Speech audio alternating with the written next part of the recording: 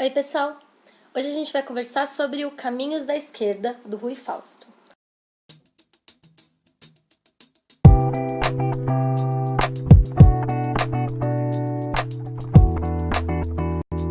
Esse livro aqui, da Companhia das Letras, ele foi escrito em 2017, então, pelo Rui Fausto, que é um filósofo e professor emérito da USP.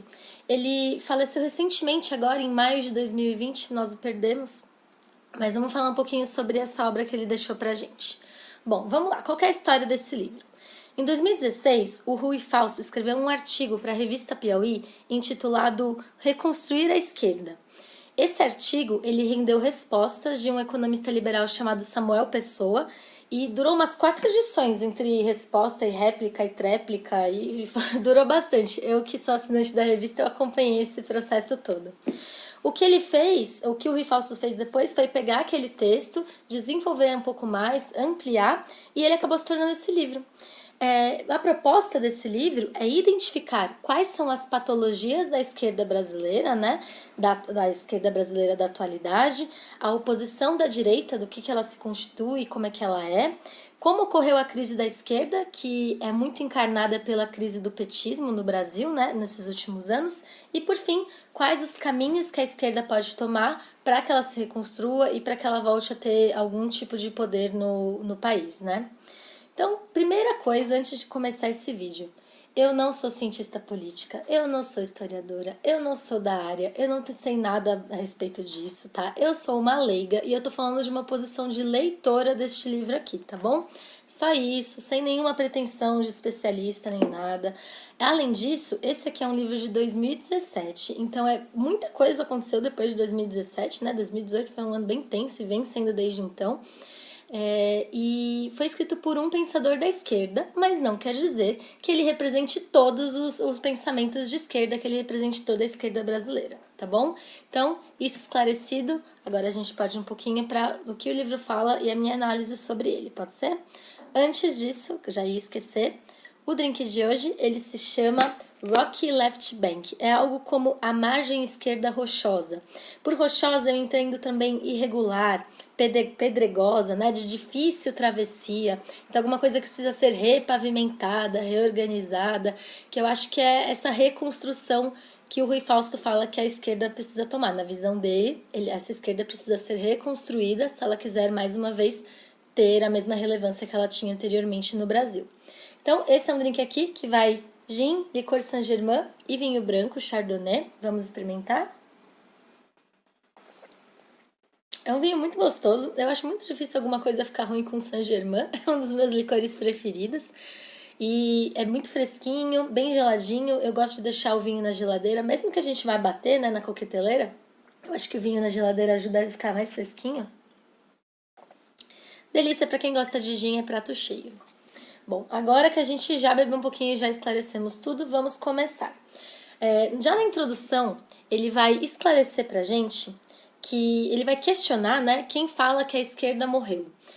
Muita gente diz que a última experiência de poder da esquerda, que foi na União Soviética, morreu depois da queda do Muro de Berlim e que, portanto, não existem mais chances para a esquerda tomar o poder porque não existe já esse projeto, né, de governo já se provou infrutífero, já se provou que descamba em terror, em milhões de mortes, tudo isso. O Rui Fausto, ele discorda dessa visão e ele diz que só porque uma coisa existiu de uma forma não quer dizer que ela não possa existir de uma forma diferente. Ele faz uma comparação bastante interessante, ousada também, que ele faz uma comparação com o cristianismo. Então ele diz assim, será que alguém dirá que não existe um cristianismo bom, um cristianismo puro, só porque essa religião foi usada de uma forma errônea por diversas pessoas, só porque existiram as cruzadas, a noite de São Bartolomeu, em que milhares de protestantes morreram, só porque existiu a caça às bruxas na Idade Média, o obscurantismo? Será que alguém vai concordar que não existe um cristianismo que pode funcionar porque essas coisas aconteceram? E provavelmente ninguém dirá que isso está certo, né? E dessa mesma forma, ele diz que existe uma esquerda, e principalmente um projeto de esquerda, que nunca esteve no poder e que nunca esteve no poder dessa forma como são considerados negativos. Temos um invasor. Peraí, deixa eu tirar. Pronto. Bom, voltando lá então. Então tem essa esquerda que nunca esteve no poder e que não representa esse projeto de poder que é considerado como negativo hoje em dia. Ele vai começar, então, o texto efetivamente elencando 3 patologias da esquerda brasileira que ele considera que são importantes de serem reconhecidos e combatidos para a gente ter uma esquerda melhor desenvolvida no futuro. A gente vai ver um por um pouquinho mais de detalhes, tá? A primeira patologia da esquerda, ele diz que é o totalitarismo. O Rui Fausto, ele é um democrata por excelência. E ele defende que o único caminho possível de política é pela via democrática. E ele fala que um dos vícios da esquerda, de parte da esquerda, é defender formas do passado, alguma forma de esquerda, né, de poder de esquerda, que tiveram um passado autoritário, seja ele castrista, trotskista, stalinista. Ele discorda de todas essas defesas que fazem dessas formas de governo. E ele diz que isso, quando você defende esse tipo de coisa, na verdade você está dando munição para crítica pela parte da direita e dos opositores em geral. Essa seria então a primeira patologia. A segunda patologia da esquerda seria o reformismo adesista, que ele batiza carinhosamente de cardosismo, em homenagem ao Fernando Henrique Cardoso, ex-presidente do Brasil. Ele comenta com a gente que o FHC ele tinha uma posição de centro-esquerda, mas quando ele chegou ao governo, ele adquiriu uma posição muito mais de centro-direita. E a justificativa que o FHC dá é aquela que a gente acabou de conversar, né? Que o socialismo havia morrido depois da queda do Muro de Berlim, havia se provado como uma política que não é frutífera. E o Rui Fausto diz que quando você adere ao sistema capitalista, você imediatamente deixa essa sua posição de esquerda, porque segundo ele, você ser uma pessoa de esquerda é obrigatório você ser uma pessoa anticapitalista. Qualquer forma de adesismo ao sistema dominante é prejudicial para a esquerda brasileira. E por último, ele vai falar sobre o populismo. E aqui ele vai falar bastante também sobre o PT, né, que ocupa uma boa parte desse livro. Eu vou ler para você a definição que ele dá de populismo, que eu achei bastante interessante. Então vamos lá. Seus traços principais parecem ser uma liderança carismática autoritária, uma política que une, pelo menos na aparência, interesses de classes mais ou menos antagônicas e certo laxismo na administração da riqueza pública. A meu ver, mesmo quando falta algum desses traços, é possível falar em populismo, desde que os outros sejam suficientemente marcados. Por exemplo, no modelo Getúlio Vargas, há os 2 primeiros fatores, mas não exatamente o último. Getúlio não enriqueceu no poder, embora tenha havido corrupção no seu governo. No caso de Adhemar de Barros, 2 vezes governador de São Paulo, entre 1940 e 1960, se os 2 últimos aspectos são visíveis, o primeiro é só imperfeitamente. Ele tinha certo carisma, mas não de um tipo autoritário. Então, ele vai falar bastante do PT, como eu comentei, né? Até porque, na época que ele escreveu o livro, e talvez ainda hoje, ele é o partido de esquerda hegemônico no Brasil. E com relação a ele, o Rui Fausto ele sublinha que não há o elemento autoritário, mas há sim o caráter de carisma, né? Bastante carisma nas lideranças e o laxismo. Ele aponta que houve um sistema errado de poderes de administração com o uso da máquina do Estado para enriquecer particulares e em benefícios do partido também no governo petista. Ele é bastante crítico quanto a isso.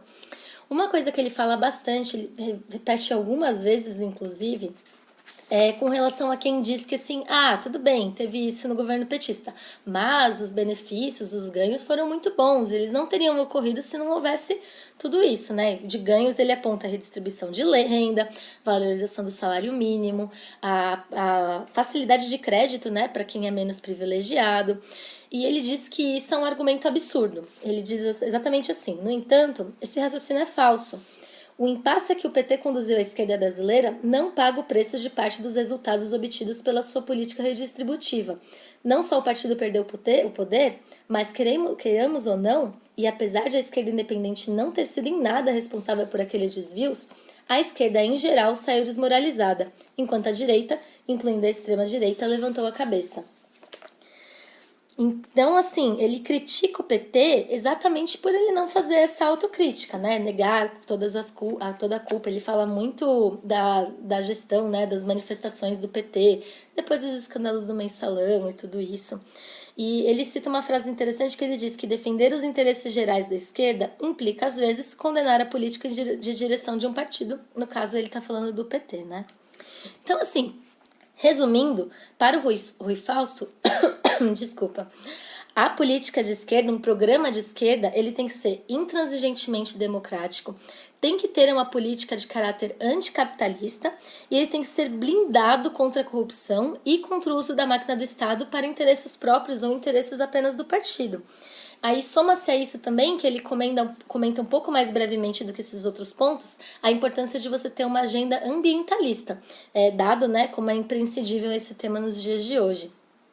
Depois disso, ele vai contar um pouquinho sobre o getulismo, sobre os surgimentos do partido de esquerda no Brasil, sobre o impeachment da ex-presidente Dilma, né? Ele, na posição dele, ele diz que foi um golpe, e então ele usa os seus argumentos para defender os argumentos dele para defender essa posição. Essa parte toda que eu falei pra vocês, ela tem 118 páginas, então dá mais ou menos isso aqui do livro, ó. Essa parte mais interessante de longe do livro foi a parte que eu mais gostei, que eu aprendi mais. O resto do livro, eles são respostas ao Samuel Pessoa, que foi aquele economista liberal que a gente conversou lá no comecinho do vídeo, que teve várias discussões com eles na revista Piauí, quando o artigo foi publicado, um falava, replicava, tudo isso. Então ele dá respostas a textos desse Samuel Pessoa. Para mim, eu sou leiga, né? Eu achei um pouquinho cansativo. Não sei se a linguagem dele eu acho que é um pouco mais técnica. Existe uma discussão maior sobre economia, que definitivamente eu não domino essa área. Então eu achei que ficou um pouquinho mais maçante essa parte do texto. Mas a primeira parte é extremamente simples, tem uma linguagem muito fluida, o livro passa rapidinho, assim. Eu achei bastante esclarecedor. E o que eu achei de diferente nesse livro foi exatamente ver essa visão de crítica, né? De autocrítica, no caso. Porque crítica à esquerda a gente vê demais hoje em dia, né? Mas essa questão da autocrítica e mais do que isso, um caminho que a esquerda pode tomar, o que ela deve fazer, como ela deve se portar perante as questões da atualidade para conseguir ser novamente relevante, porque agora nas eleições municipais a gente viu um novo crescimento dela, né? Mas a partir de 2018 ela tinha ficado bastante para baixo do tapete, né? A gente viu uma ascensão muito forte da direita e a esquerda ficou relegada a um segundo ou terceiro plano mesmo.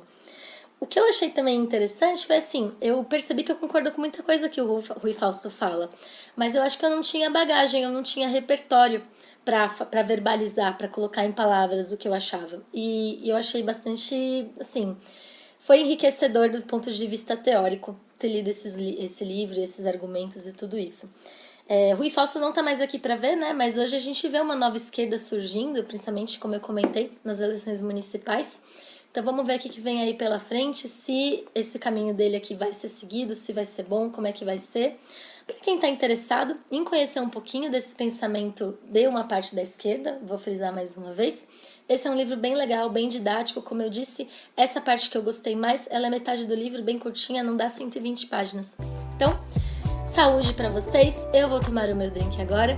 A receita vocês encontram no Instagram Drinks e Livros, tá bom? Vai lá, fica atento, nos próximos dias eu vou colocar lá. Não deixa de passar lá pra gente poder brindar juntos com esse drink gostosinho aqui, tá bom? Então até a próxima, tchau, tchau!